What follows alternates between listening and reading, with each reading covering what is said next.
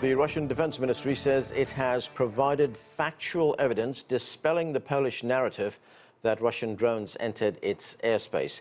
Poland invoked Article 4 of NATO's treaty after the alliance's fighter jets shot down what it says were Russian drones in Polish airspace. The move allows a member state to start a formal discussion among the alliance about threats to its security. Polish Prime Minister Donald Tusk told Parliament it was the closest we have been to open conflict since World War II. Ross Cullen has more in this report. Well, after the drone incursions earlier this week, NATO and the EU were left scrambling for a response. On Friday, France summoned the Russian ambassador here in Paris to the foreign ministry, although Moscow denied targeting Poland and said it was ready for consultations with the Polish defense ministry. The French president authorized sending 3 Rafale warplanes to beef up security on the eastern flank of NATO, and the alliance's Secretary General Mark Rutte held conversations with EU ambassadors on Thursday. The EU and NATO are worried that they won't be able to regularly deploy multi-million-dollar aircraft to shoot down what are essentially cheap drones. Now, the Polish Prime Minister Donald Tusk invoked Article 4 of the NATO treaty after the incidents, which allows for consultations within the alliance and serves as a political precursor to Article 5, which states that an attack on one NATO member state is seen as an attack on all. The EU and NATO want to step up the pressure on Russia, which on Friday began military maneuvers inside Belarus. The armed forces exercises are seen as a particular security threat by NATO members Poland, Latvia and Lithuania, which all border Belarus. The violations of Polish airspace come as Russia-Ukraine ceasefire attempts stall, and the Kremlin saying on Friday that peace negotiations with Kiev were on pause for now. Ross Cullen, CGTN, Paris. There is much to talk about. Let's get to our panel. Peter Zalmayev heads the Eurasia Democracy Initiative. Anton Fedyashin is a Russian and European affairs analyst and history professor at American University. Also with us is Ulrich Bruckner. He's the Jean Monnet Professor of European Studies at Stanford University in Berlin. And Dmitry Babich is a journalist and Russian political analyst. Thanks, everyone, for being with us. Dmitry, NATO planes shot down what Poland and other NATO countries are saying were Russian drones. And as I mentioned, Russia says it has provided factual evidence dispelling that Polish narrative. In Ukraine, this is what President Zelensky says happened. Let's listen to him. There is a full analysis of the trajectory of the drones. More and more details are being revealed about the design of the relevant drones that Russia used. And all this indicates that the launch of Russian drones into the territory of Poland, through the territory of Ukraine, and also through the territory of Belarus was thought out, and certainly not an accident. So, Dmitry, the Kremlin has said that it will not be commenting on this any further. What do you make of it? Well, I can only say that it is not in Russia's interest to have a conflict with Poland.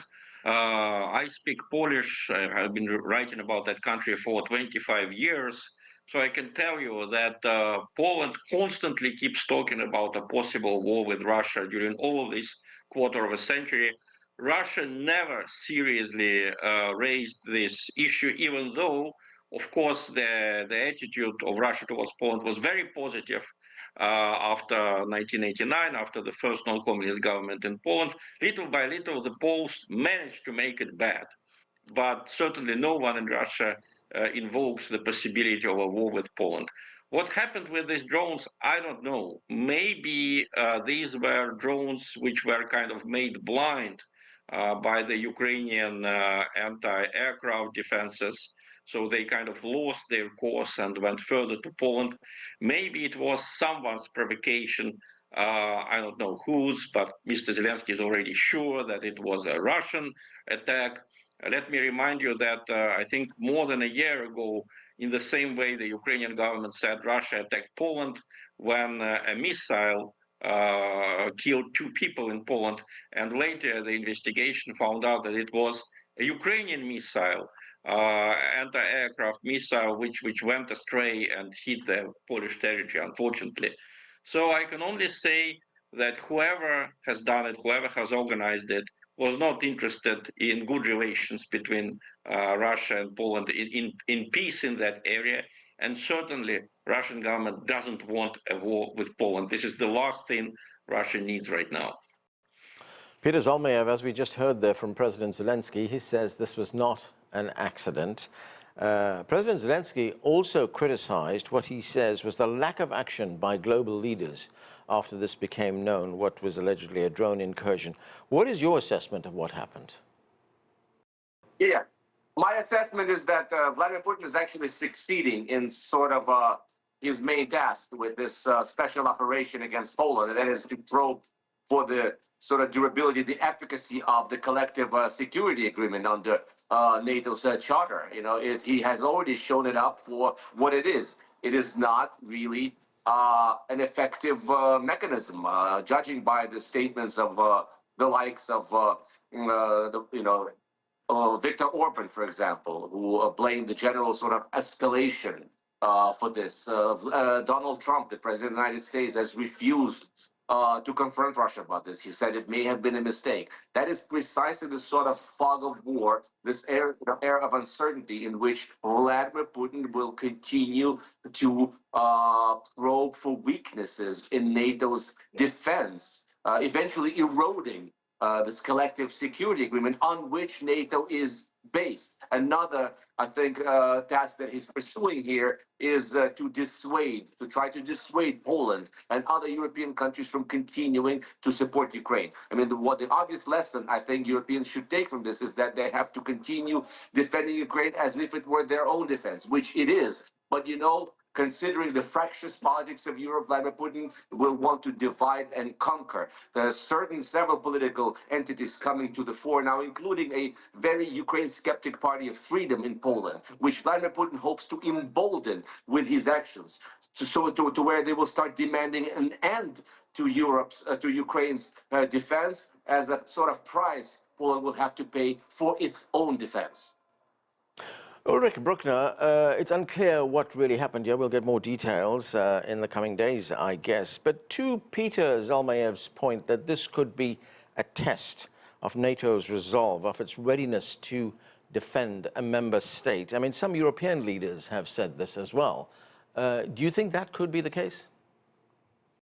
Absolutely. And we have seen things like this happening in the past, that Putin keeps testing the West, and the outcome looks pretty good from his point of view, because the American president did not even know what to say. And it's actually a good thing at an early stage before a confrontation heats up, that the West learns both for the internal discussion about how serious the threat is, as well as militarily, that if such things happen, we have to get ready with hardware, with strategies, with communication. But as a comment to the discussant from Russia, the whole rejection of the possibility that this was an attack from Russia reminds me very much, given that I come from Berlin, of the statement that no one has the intention to build a wall, or right before the invasion in Ukraine, no one is intending to invade Ukraine until it happens. So even the rhetoric sounds pretty similar. All right, let's go to Anton Fedyashin. Anton, Poland has invoked Article 4 of the NATO Charter, which starts formal talks among alliance members on threats to its security. This is the NATO Secretary General, Mark Rutte, speaking. Let's listen to him. Whether it was intentionally or not, it is absolutely reckless. It is absolutely dangerous. But as I said, the full assessment is ongoing. And to Putin, I mean, my message is clear. Stop the war in Ukraine. Stop the escalating war, which he is now basically mounting on innocent civilians and civilian infrastructure.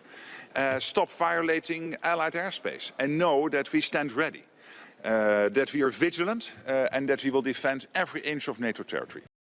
So, Anton, as our reporter pointed out, NATO invoked Article 4, as I said, and that's a precursor, a political precursor, to invoking Article 5, which says that an attack on one is an attack on all. Beyond condemning Russia, what else do you see NATO doing? So, Anand, I think it's pretty clear what's going to happen. NATO is going to beef up its defenses, especially in the air, along its eastern borders, which it is strange that they weren't already beefed up, since we've been hearing about beefing everything up for the past 3 years. And yet this incursion, whatever its origin, and the Russians, by the way, haven't denied that these were their drones. They're just questioning what the circumstances are. We'll find out eventually, regardless. But look, NATO's been preparing, but it clearly hasn't prepared yet. And I think that part of the problem is that NATO's demilitarizing itself by pouring all of its supplies, military supplies, into Ukraine.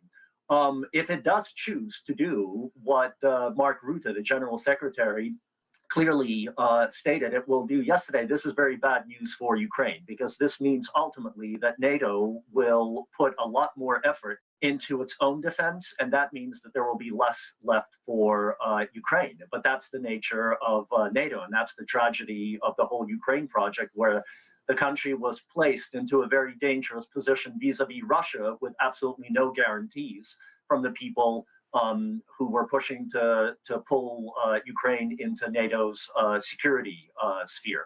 But that's the nature of this conflict, and we'll just have to wait and see what happens in the next few weeks.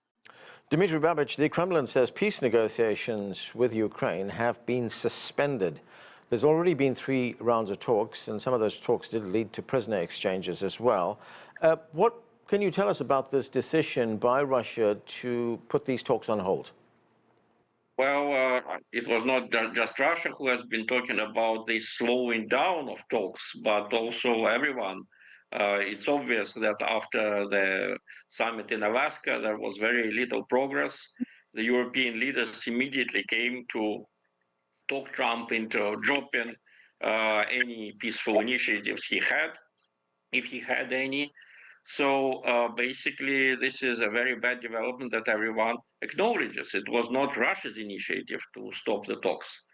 I think that basically, if you look at the events, it's obvious that Russia is in conflict not only with Ukraine, but largely with the whole Western community of nations, primarily with the EU because it is more aggressive, less so with the United States, which makes attempts to mend fences with Russia.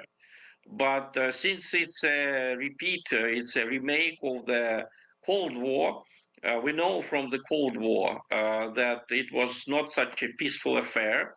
Okay, the Soviet Union and its closest allies were not attacked. The United States and their allies in Europe were not attacked.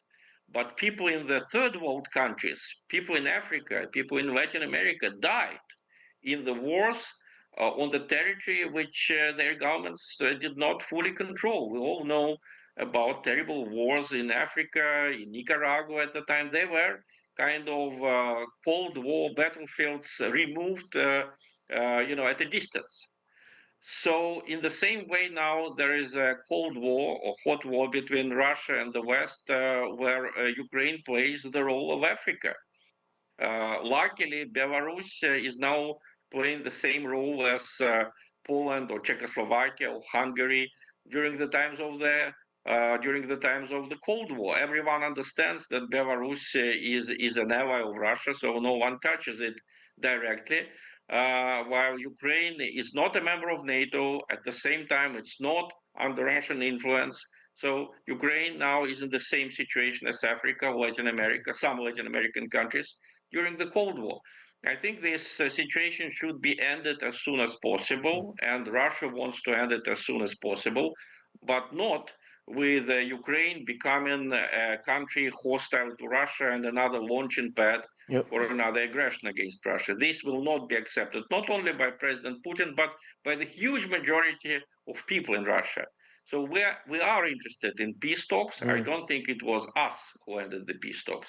The peace talks were ended largely by Europe, which obviously does not trust a settlement with Russia is possible. They want what they call a defeat of Russia before a serious negotiation starts.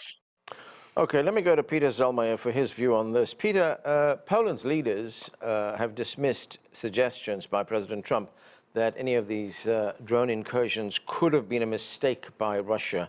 And President Trump himself has threatened more sanctions on Russia, but he's not done anything so far. That's after the negotiations were suspended. I mean, what's the view from Ukraine on President Trump's posture towards Russia? Well, let me just say first to sort of comment on what the previous speaker said, that Russia may want to end this war quickly, but once again, with one caveat, by ending Ukraine. That's the only thing. I mean, I think it would be only honest to our audience if our speaker, our guest from Russia, was honest about Vladimir Putin's intention, and that is turning Ukraine into a protectorate state, sort of like Belarus.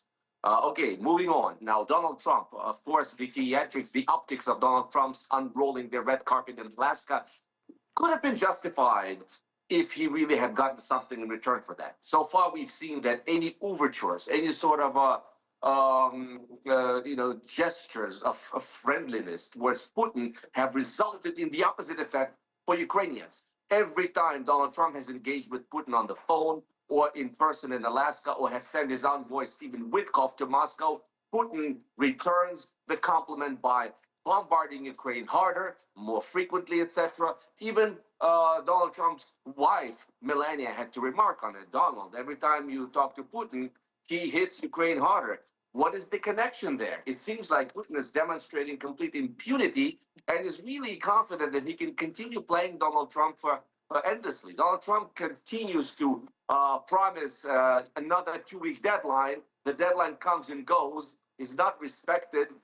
America is fast losing any credibility on this issue under Donald Trump. It seems that he feels that he will not pay the political price for it because of this politics of constant distraction. And now with the political assassination, Americans are once again switched on to some other topic. I wish it was different. I wish there was a bipartisan consensus that you have to stand by your allies. We're seeing how that consensus, unfortunately, is no more.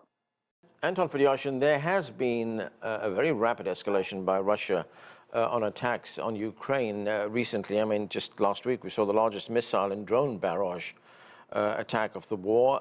We saw that attack on the Ukrainian parliament building. Do you believe that Russia has now given up on talks and will be pursuing a military solution to this conflict?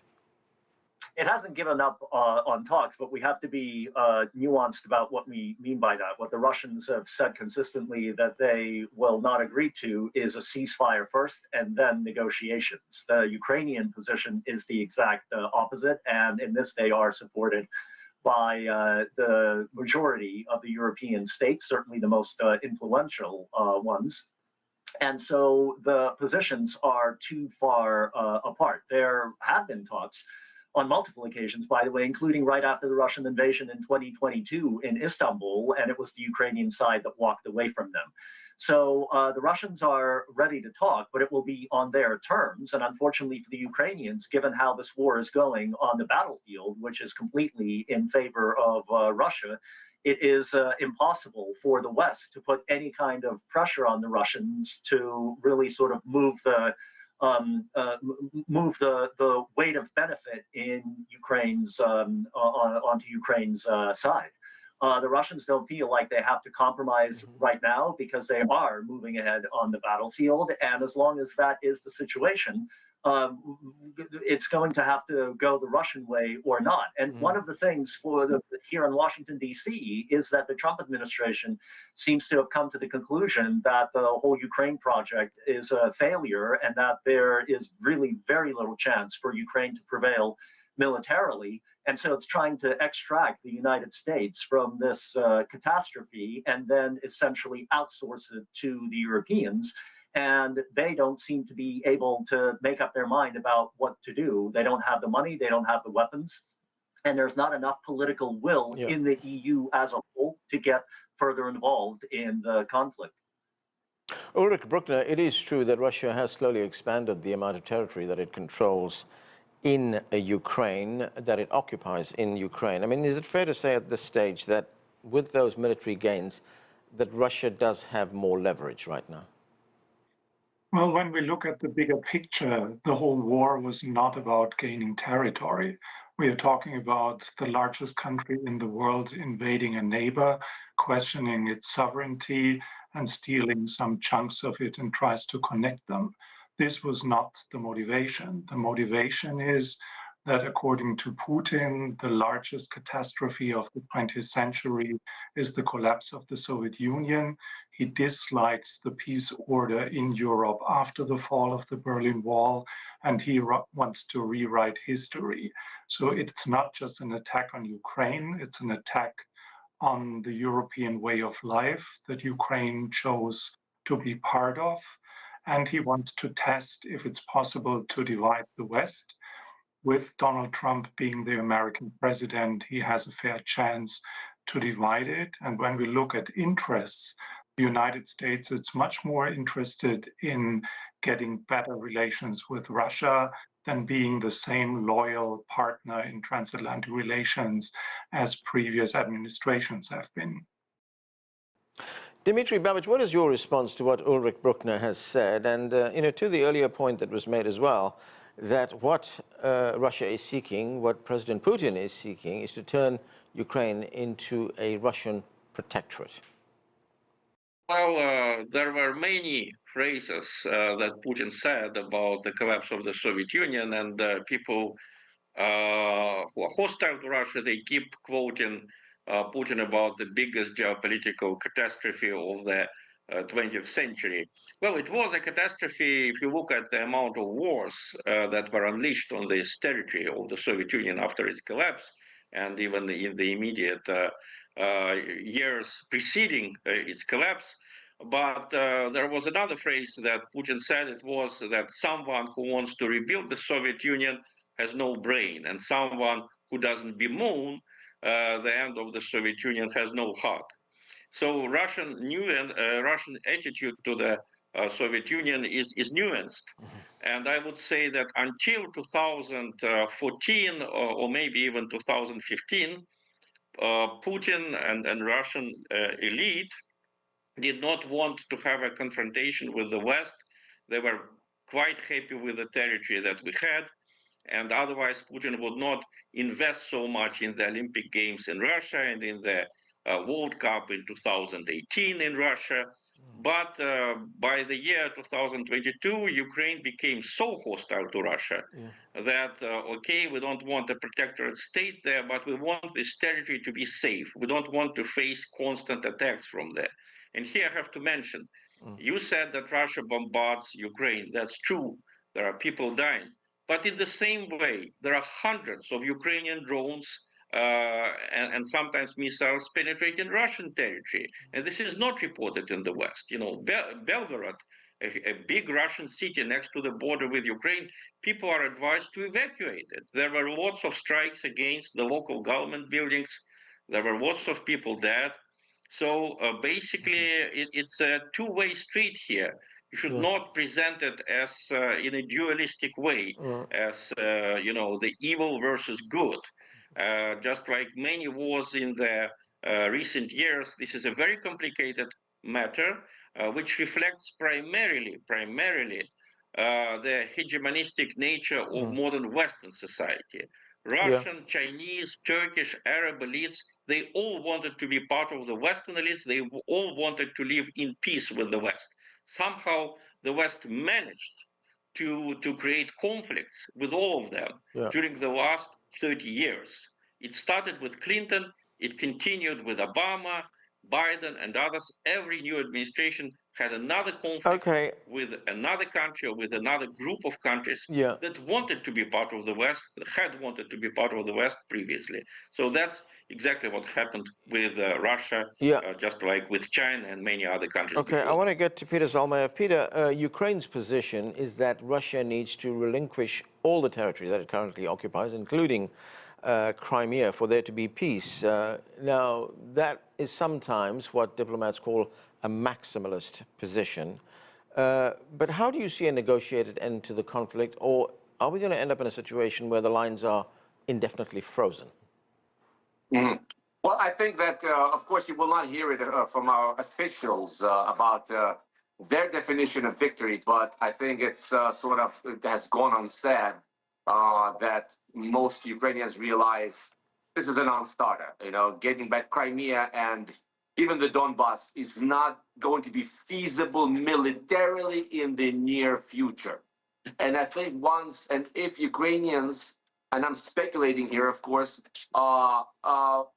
hear from Vladimir Putin that he would be willing to compromise and stop short of his maximalist goal of destroying Ukraine's sovereignty, then there may be talk for some concessions, maybe some formula whereby the 20% currently held by the Russians, currently occupied by the Russians, may be up for a referendum sometime down the line. There may be a de facto versus de jure recognition of the territories. Yeah. Right now, it's a moot point because they feel it's a ruse. You know, once you start talking about that, Russia's appetite will increase, and at the end of the day, Putin still will not be happy with any sort of territory. So I think Ukrainians have had to update their definition of history, of victory, and the victory will consist of just remaining an independent sovereign state with full political control of the capital of Kiev. Right. Anton, what do you make of that scenario that's laid out there by Peter? Well, I think Peter is right, because I don't see either side willing to compromise. So de facto results are going to be what we will end up with. There were multiple chances to compromise earlier. There were the Istanbul talks in February and the spring of 2022. There was the Minsk II agreement that wasn't implemented. There were multiple off-ramps to this, but now what we have is a military solution, which seems to be the only one that will be accepted by both sides. And unfortunately for the Ukraine, it's not in its favor. Okay, and that is where we have to leave it. Thank you to all of you for being with us. That is it for this edition of The Heat. I'm Anand Naidu in Washington.